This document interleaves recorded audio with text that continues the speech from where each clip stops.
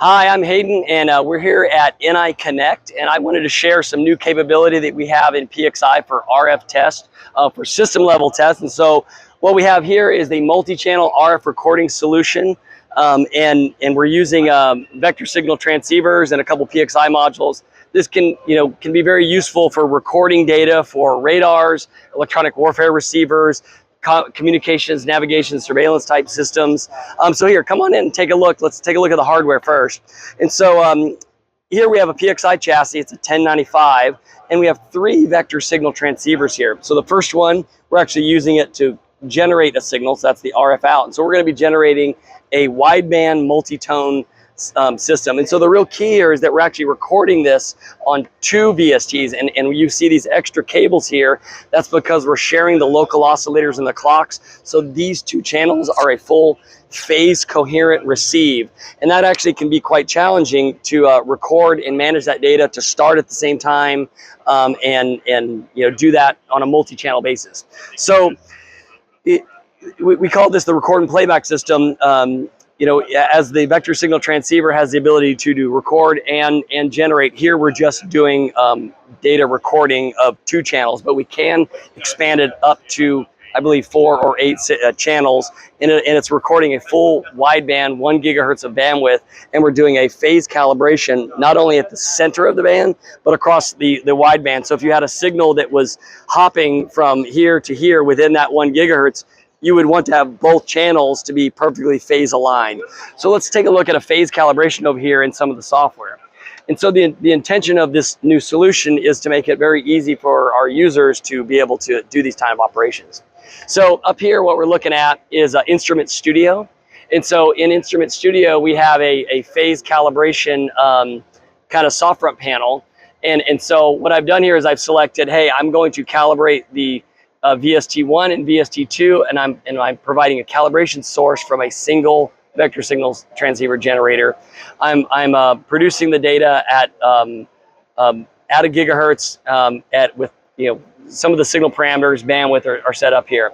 So one thing I want to highlight here is I'm actually only doing phase cal at the center of band. So I'm going to go ahead and start this. It'll take a few moments to run the calibration. And so you can see here, I'm going to go ahead and turn off auto scaling on these so you can see the effect.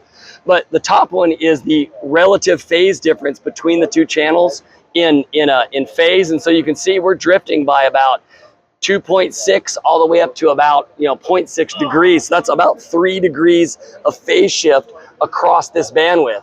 And all similarly across the amplitude versus frequency, you can see our amplitude's not particularly calibrated well because we have about 200, 300 millidBs of power level change from here to here within the band. So that's actually not very good, but I'm showing that for demonstrations because then I can do our wideband phase calibration. Go ahead and start that. And then now as it runs, you'll see that because I turned off auto scaling, it's held that scale, and you can see here it's much tighter.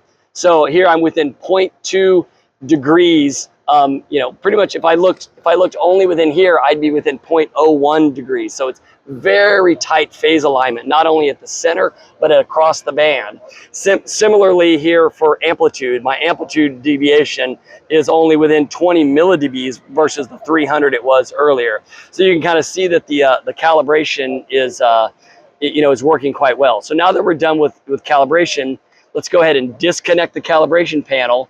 I'm going to go ahead and open up the recording panel.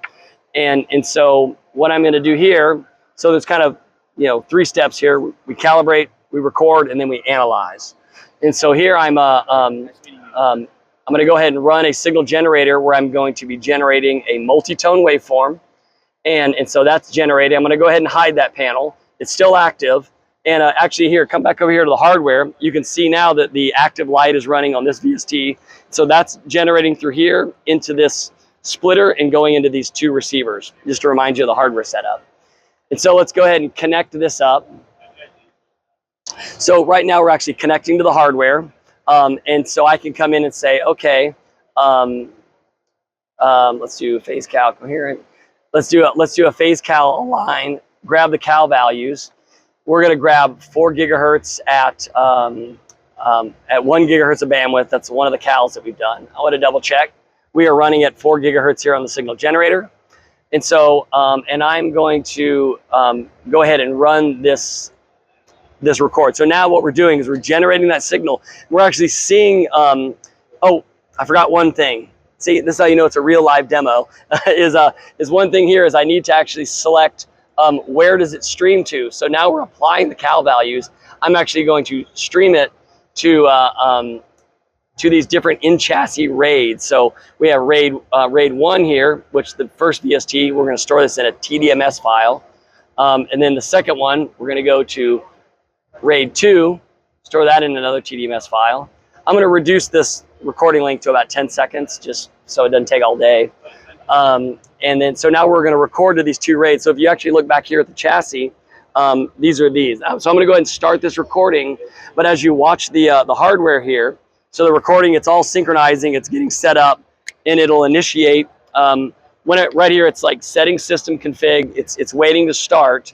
And configuring, applying the calibration, and then now you can see here in the hardware, we are streaming to disk, indicated by these LEDs blinking, and we can see a bunch of previews in real time of the data here in the panel. So now that's 10 seconds of recording. Depending on the hard drive space, we could record hours if we wanted to. We have the ability to hook up external hard drives and go to hundreds of terabytes if we really needed to. So now we actually have our data recorded. All that's fun. Let's take a look at how we did.